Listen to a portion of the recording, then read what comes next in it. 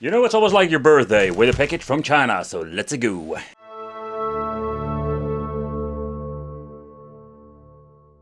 But let's do a quick overview of the device itself. So when it comes to the compatibility, I must say that this thing is absolutely great. And this is just simply to do when you're looking at the background. You can see they have this amazing overall curves. We've seen it with Powkitty products and some Embernick, but this is absolutely great, like with the previous model. It makes it very comfortable to hold for a very long time. You can just feel it that your fingers is actually between these, let's say, curves, and this is absolutely perfectly when you're going to be holding this thing in your hand. They did an amazing job at that. So, but how is it with all the other features? They also implemented the LEDs that we have seen with the previous model. We can just go to the menu and basically like shut it off, shut it on, and just give this thing a certain amount of brightness. And you can tell you, even with some lights on, it's absolutely crazy how bright this thing is. And what's kind of cool, you also have side lights. If you want to shut it off, you can just basically choose whatever you want to, and having the option to having different brightness and different kind of colors. I really love these like tiny perks when it comes to that, but just going to be shutting it off for this review. But Odin stands out with the overall quality of the device itself when it comes to the competition. Of course, the competition are so much more cheaper nowadays compared with the Odin Pro 2, but this is actually like really worth it, all the extra money. So let's start off with the D-pad. It's a very interesting D-pad itself. You can see that it has a nice wiggle to it. Not to the point it feels really cheap, but you have this clickies, let's say Retroid that we have seen before, but still when you're having the clickies feel in combination with the wiggle, I really love it. I've been playing some fighting games and this D-pad is absolutely excellent. However, when it comes to the joysticks, they are high quality ones they are using and have an absolutely nice click underneath, and the travel itself is similar to the Nintendo Switch. In combination with the form factor of joystick, this thing is also very comfortable to play. But going further with, let's say, explanation about the quality and everything you can do with this, let's do a side-by-side comparison, because this makes it so much clearer what they actually improved with the newer model. So let's talk about the speakers, because that is also a quite interesting configuration. So with the newer model, they went for the front-facing stereo speakers. They got quite loud and they are so significant better than, for example, the Nintendo Switch or maybe even a Steam Deck. But what it changed out is not overall the quality, but also the positioning. You can just see at the bottom over here with the older model, we're having, let's say, the speakers going all the way to the down situation, and they are going to be like blasting into your hands, having an overall good overall experience. But still the front facing, this have like more of preference when it comes to, let's say, the overall quality of it. And this is one of those many improvements they implemented. But let's just chat about the shoulder button and the trigger button. This is one of those improvements they implemented with the new model. So you can just actually see that the newer model has a way better travel. This is actually the travel of the old one, and this is going to be the new one. And besides that, they also improved it when using bigger buttons, and also the configuration is so much higher of the L1. So it makes it in general like a better experience by actually using the shoulder and the trigger buttons. You can just actually see it when you're basically holding it from this end, and pressing it is absolutely so much better than the old one. So this is the old one. It's not bad at all, absolutely not, with this very nice click to it, but do they like risen up this part? This is absolutely a big improvement of the new version. And with the side-by-side comparison, what is also fun to talk about is this is the way how this thing looks, and I mean like when it comes to like the height. But besides that, you can just see that they removed the logo over here, implemented the speaker, but also giving us the extra button, in this case the home button itself. So where they completely changed out, let's say, the body of, let's say, the Odin, how comfortable it is, it's absolutely way better than the old one. That has to do because the new version is so much thicker. And I think that is absolutely a big positive thing, where the shell is very comfortable of the Odin 1, the Odin 2 is thicker and also more comfortable when it comes to the overall, let's say, experience when holding this device. But this is just a great example how they changed out all kinds of things and made this thing so much better. So at the bottom we're still having the same ports like the headphone jack out and the USB, and on top we're having over here the fan out and micro HDMI. Then we're having the DF card over here. You can just remove by removing the, okay, this is removing this piece of, like, say, cover. But just besides that, let's put this thing back in, wait a moment. Jesus. And of course a physical volume where I'm very glad with, an LED indication for charging and powering on, and of course the on and off switch. And when you're going to be grabbing the other model, you can see they changed it out significantly in many different ways, where like the HDMI was on here on this big flap, and this looks absolutely so much better. I do find interesting that the exhaust is a little bit wider. I think this has something to do because the older model is so much thinner. So yeah, it needs to have like a better exhaust when it comes to that. But the overall performance of the Odin, let's do a chit chat about that. The Odin 2 comes in different variations. This is the Pro model and it's just more than powerful enough to run most of the games. It's going to be challenging recording due of the reflectiveness of the freaking like front glass. So when you're looking at the device itself, you need to install everything. This is one of those devices or tinker devices that you need to mess around with, and just a big learning curve if you have no, let's say, clue what you're doing. So there are great tutorials out there when it comes to, let's say, retro game core that explains everything. And those tutorials will guide you through the jungle of emulators and everything you need to set up. But after you have done this, makes this thing great, and particularly when it comes to the front end. So packages is the first way to go to. So if you're going to be installing this throughout the Play Store, so what I understand of, you can just actually add yourself the games and have a very nice cover art, everything installed, and it looks amazing on this. But of course, when you're going to be doing this, it's going to be a little bit of a, let's say, messing around with setting this up, but everything is set up. This is just a very cool way to play. Combining this with a program, you can just even just like automatically start it up, and this way you can just actually play. Think about a similar thing like going on with Baldur's.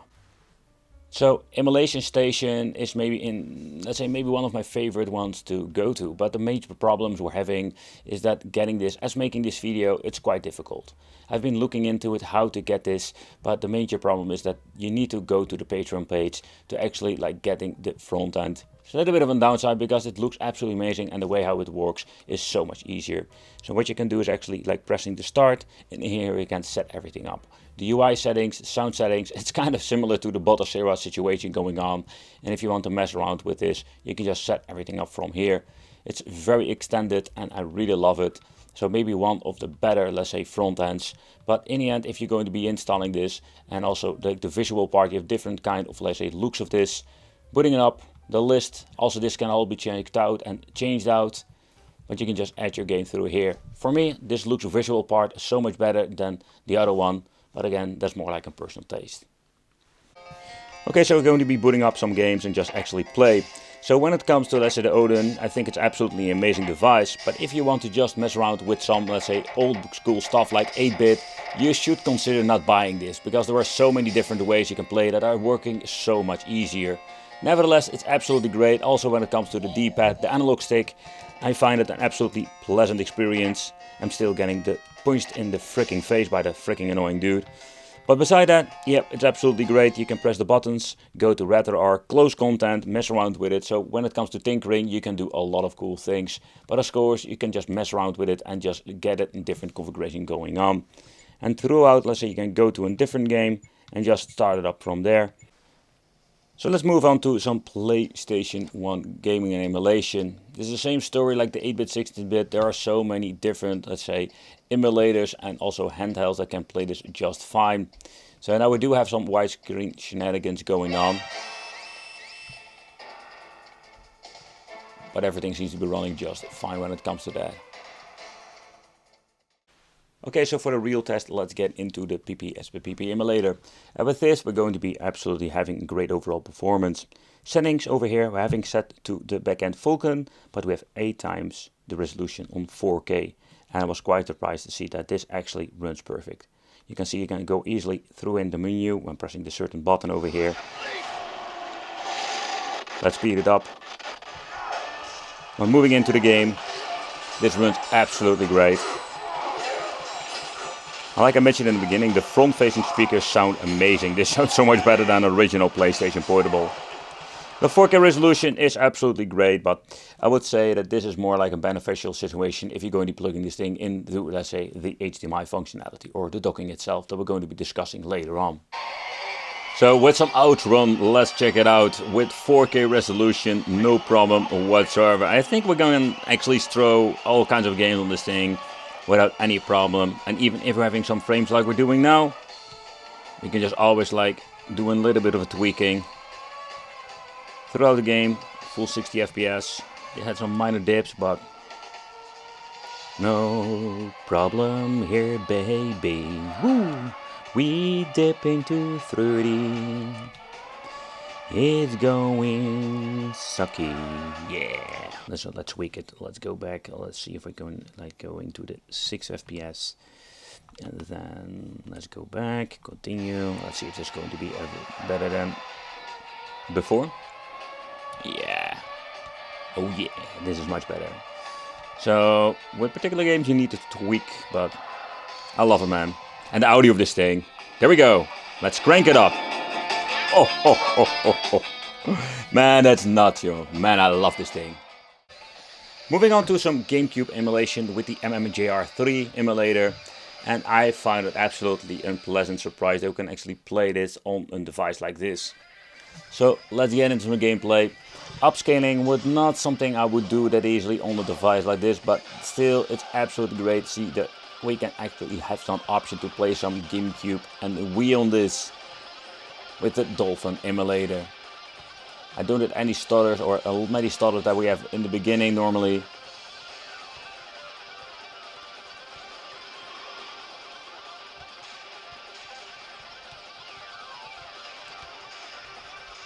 I'm watching through my screen of the camera to actually play this, but that is not the way how you should play.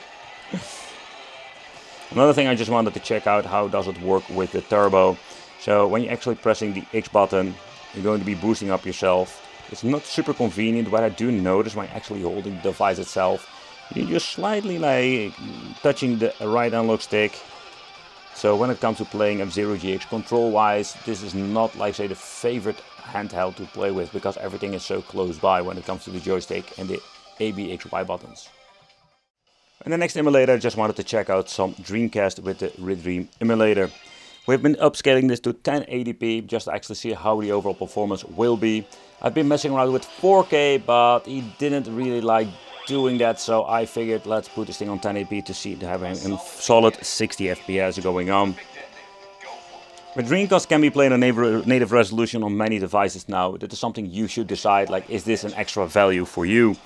Because having upscaling on a device like this, it looks absolutely better, but not to a certain point that I think it's worth the extra money buying something like this. And just see that a minor hiccups over there.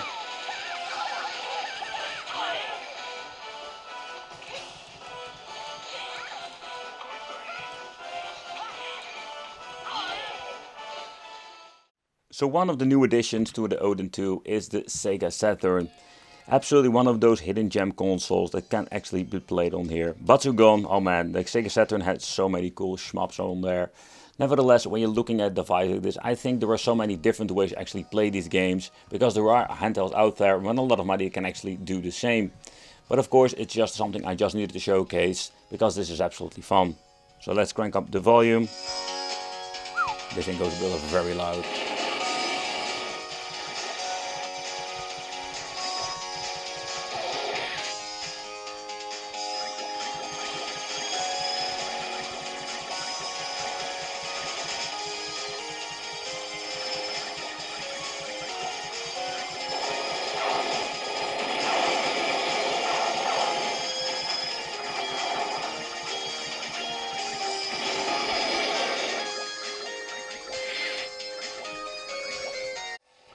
But when you're looking at, let's say, some Sega Saturn and some more games, you find not a lot of games that run really bad on this device. And that has to do thanks of, let's say, the right emulator in combination with the power that beholds in this machine. Yeah, it's absolutely a very cool overall great combination. And I can tell you that this is just a very overall great experience for Sega Saturn. Combining this with the new Nether SEX2, you're getting absolutely overall better performance. It's still going to be a hit or miss. It depends of the compatibility in emulator and the game itself. I can tell you that some of the games run absolutely amazing on this, and this is actually where you should get yourself an Odin 2 for. I already mentioned at the beginning of this video, if you love 8-bit, 16-bit, there are so many different solutions out there. And I think it's not even worth buying something like this. This is just fun if you want to emulate high-end stuff like GameCube, PlayStation 2 and all kinds of cool stuff.